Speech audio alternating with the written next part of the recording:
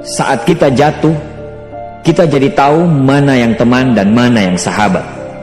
Saat kita gagal, kita jadi tahu mana yang betul-betul peduli dan mana yang hanya singgah dalam senang. Saat kita tidak punya apa-apa, kita jadi bijak mengenal mana yang tulus dan mana yang bulus. Saat kamu sukses, kaya, dan lagi di atas dalam proses kehidupan, semua orang akan memuji, semua orang akan menyanjung, bahkan semua orang akan mengaku kalau dia ikut berperan dalam suksesmu.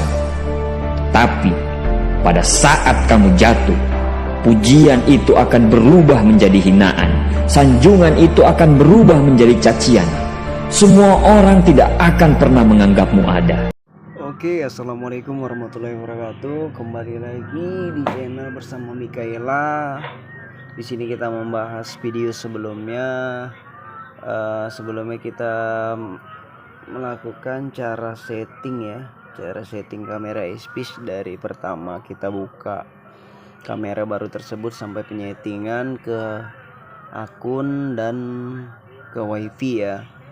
Nah, sekarang kita lanjut videonya cara berbagi ke HP lainnya. Jadi satu kamera ini bisa dicek di beberapa handphone ya. 2, 3 sampai 4 handphone lebih bisa kita gunakan dengan aplikasi yang sama dan kamera yang sama tersebut.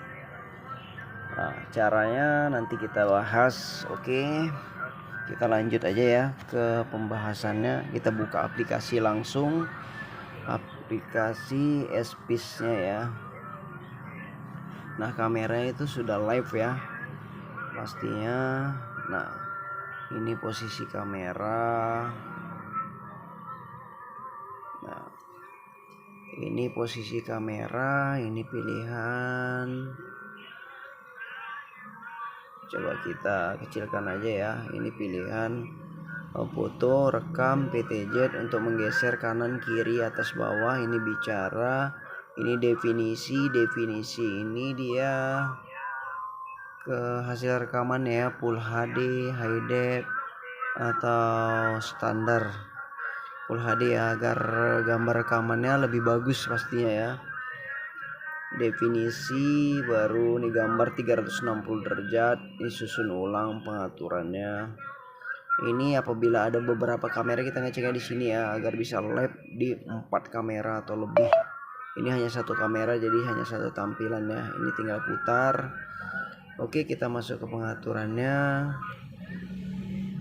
Kita klik ini pengaturan, kita cek ya pengaturan apa aja yang bisa diaktifkan di sini.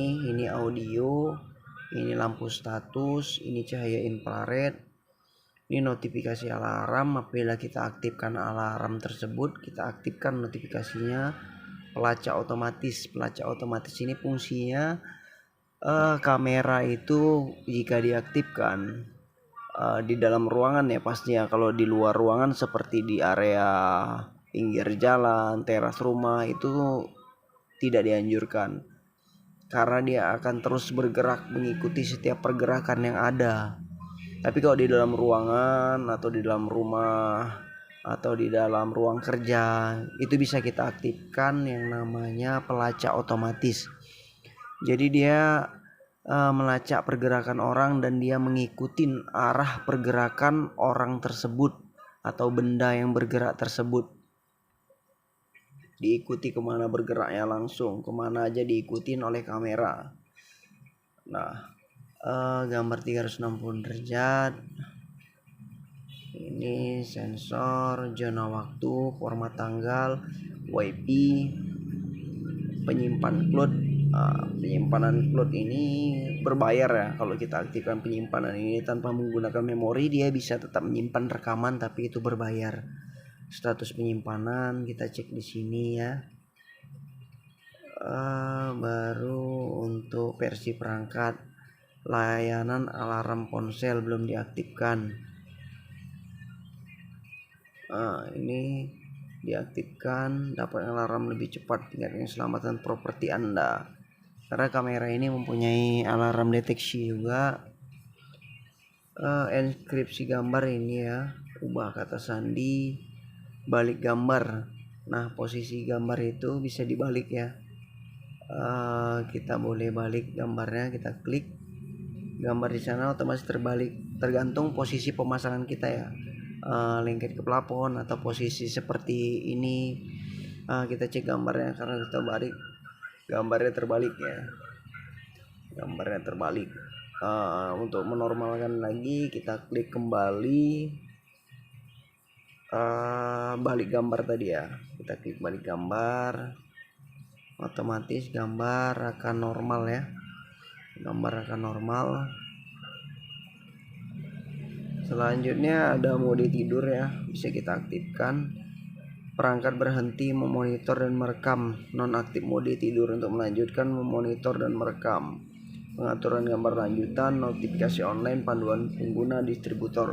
Ini menu-menunya ya. Untuk notifikasi alarm tadi ini ya, notifikasi alarm bisa kita aktifkan. Jadwal pemberitahuan bisa kita aktifkan.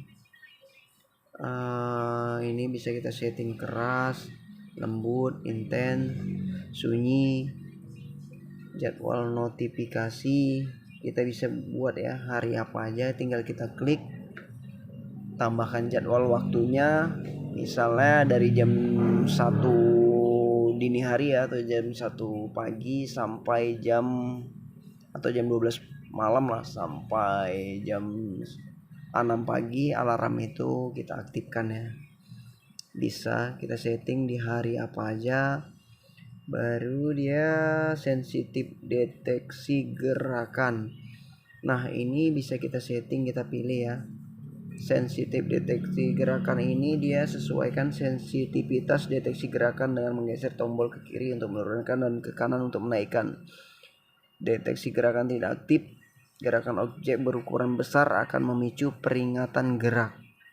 Sensitivitas tinggi, gerakan kecil akan memicu peringatan gerak. Jadi dia posisi di sini bisa kita setting ya. Untuk gambar misalnya, gambar tersebut yang tertangkap di kamera misalnya kecil seperti kucing, tikus, dia akan mensensor alarm berbunyi ya. Bisa juga kita yang besar aja yang disensornya baru berbunyi, seperti orang bergerak dan lain sebagainya. Nah, untuk area deteksi gerakan, nah area deteksi gerakan tersebut bisa kita pilih ya, tandain. Jadi fungsinya kita tandai aja ya, misalnya ini pintu nih yang merah nih.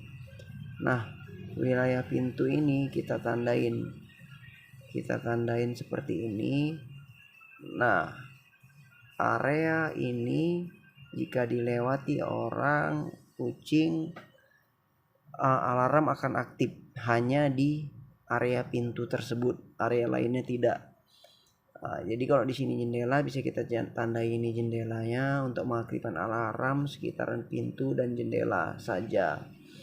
Oke, kita back dulu ya, simpan ya. Setelah itu kita bisa simpan kalau kita mau aktifkan.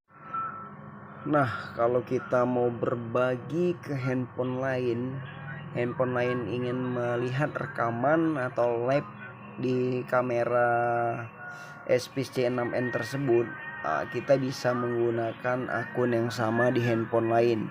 Tapi kalau kita kelemahannya menggunakan akun yang sama di 2 handphone, otomatis salah satu dari handphone tersebut dia akan nge-logout. Tetap bisa, cuman dia sering nge-logout sendiri di salah satu handphone karena akun tersebut sama. Nah, caranya lebih mudah. Kita misalnya ini ada handphone yang kedua, misalnya ini handphone si suami atau ini si istrinya atau si anaknya, kita download aja ya. Ini handphone kedua, ini kita letak dulu. Handphone kedua kita download aplikasi dari Play Store SPIS tersebut ya. Kita download dulu SPIS-nya seperti biasa. Kita daftarkan dulu akunnya. Setelah kita daftarkan akunnya,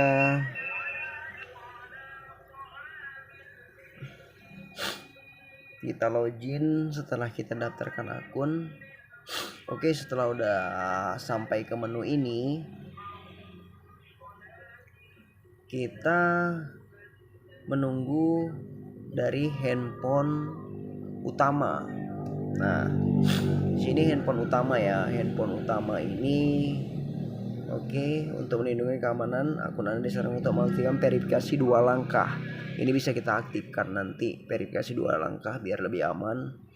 Nah, untuk kita dapat melihat atau menggunakan di handphone satu lagi atau beberapa handphone lainnya setelah kita daftarkan akun di handphone lainnya tersebut, kita pilih keluarga dan tamu ya. Pengaturan dari sini tadi ya, kita buka akun SPIS ini, kita pilih tanda di kiri atas ini, baru kita pilih keluarga atau tamu.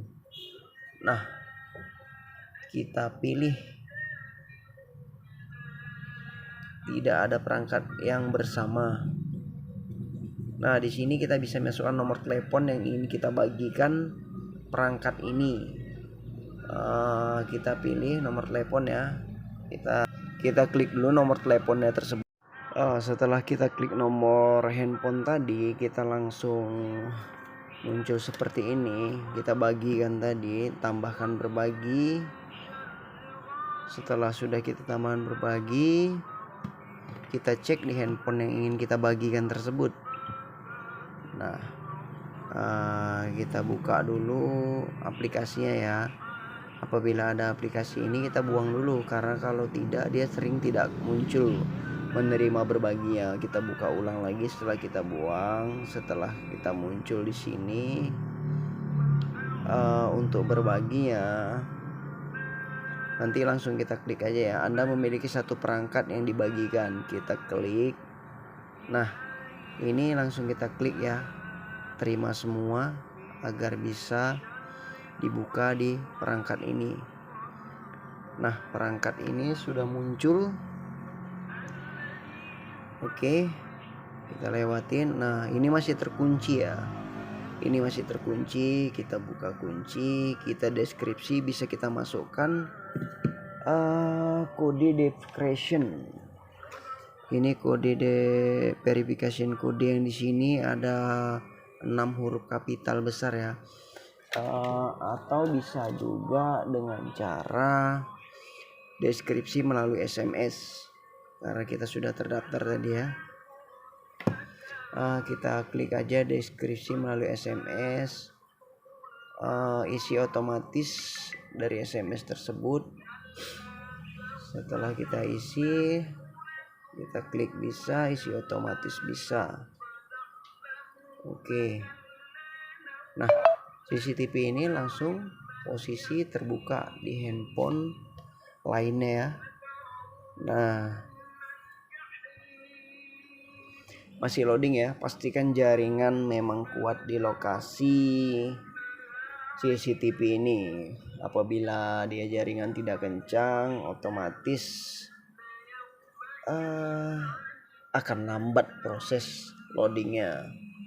Nah, di sini sudah terbuka ya.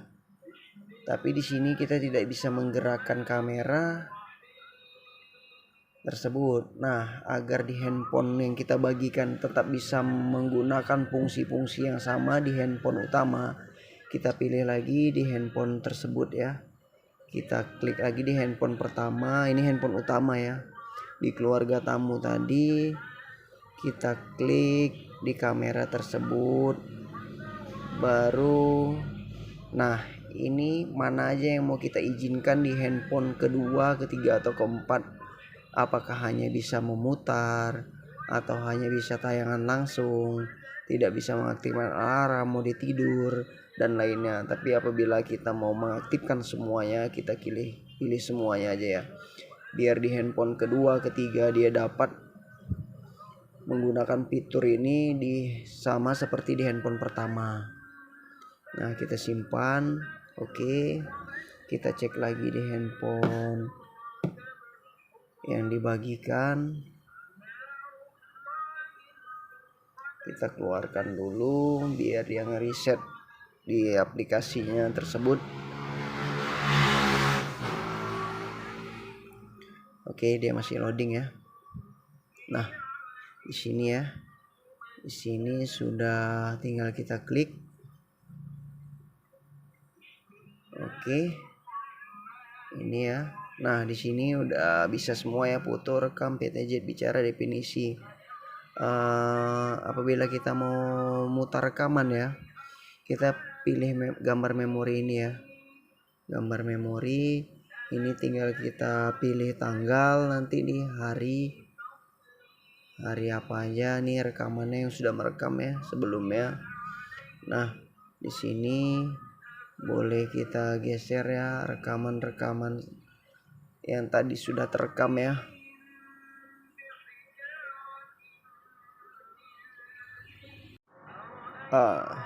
Setelah itu kita bisa pilih ini ya, rekaman tersebut kita geser, kita bisa hari, pilih, dan lainnya.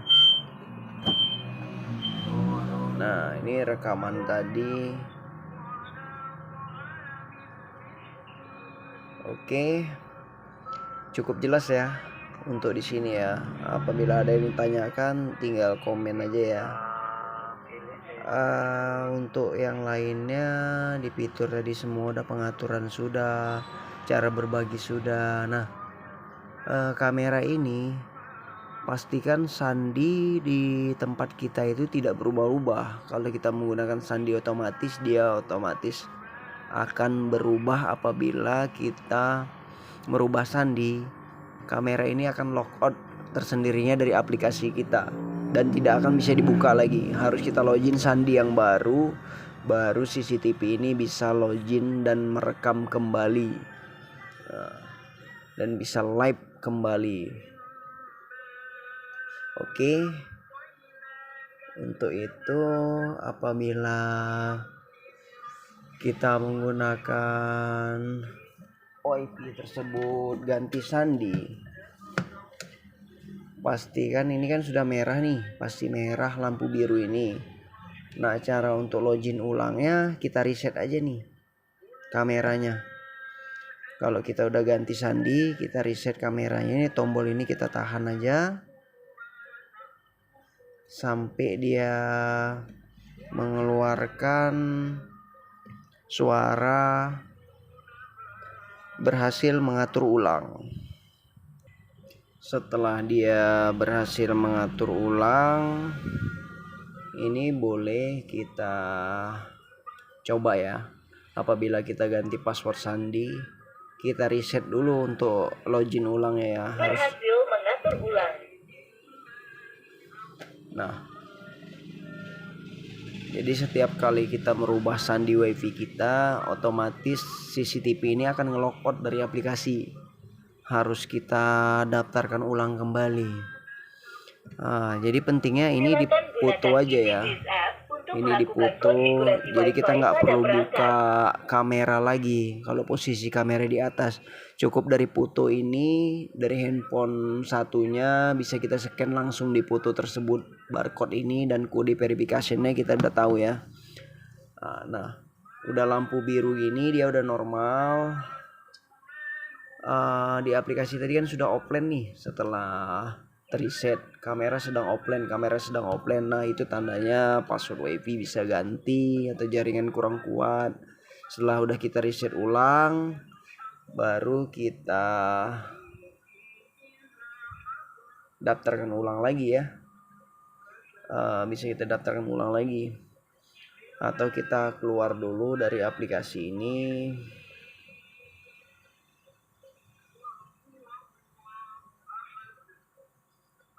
Kita bisa hapus perangkat dulu, kita tambahkan ulang.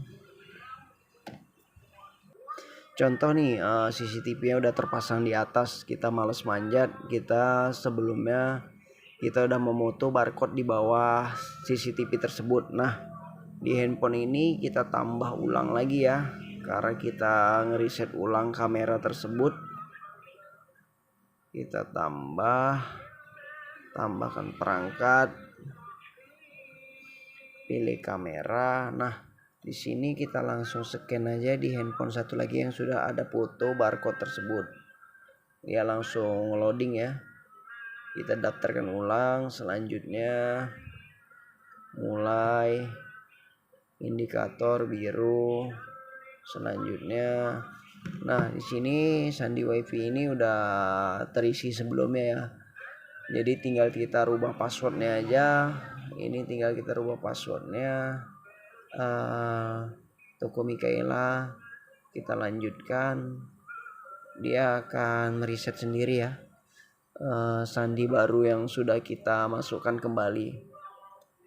Nah, ini kita izinkan sekali, kita izinkan. Kita pilih lagi di ruang tengah misalnya, baru kita lanjutkan. Nah, dia akan mengonfigurasi wifi untuk perangkat harap tunggu. Wi-Fi terhubung. Nah, apabila dia jaringan wifi itu sandi tersebut udah kita rubah kembali, dia langsung terdaftar ya. Selamat datang. Loadingnya tidak terlalu lama pastinya ya. Oke, cukup jelas ya. Jadi saya sarankan untuk sandi wifi kalau bisa jangan rubah-rubah kalau ribet ya, karena kita harus memanggil teknisi lagi kita harus memanggil teknisi untuk melogin ulang apabila kita tidak paham untuk login ulang merubah kata sandi wifi yang kita rubah di aplikasi SPIS tersebut. Saya sarankan apabila kita memang mau merubah sendiri sandi wifi dan kita mau login ulang sendiri, ditonton aja videonya, kita pelajari videonya tersebut untuk merubah sandi wifi yang sudah terubah agar bisa online kembali kamera CCTV tersebut ya, SPIS C6N ini. Untuk gambar cukup terang ya, di kurang cahaya pun dia terbilang cukup terang. Untuk trouble-nya sih jarang sih. Yang penting jaringan wifi itu memang stabil. CCTV ini termasuk jarang trouble lah. Apabila trouble gampang sih, tinggal dicek masalahnya apa. Nah, apabila ada video yang kurang atau kurang paham, di komen aja ya, kita buat video selanjutnya untuk di kamera ini. Kamera SPC6N ini dia ada yang 2MP, ada yang 4MP, kualitas cukup bagus terbilang, karena beberapa CCTV smart cam yang saya pasang, CCTV robot untuk merek ini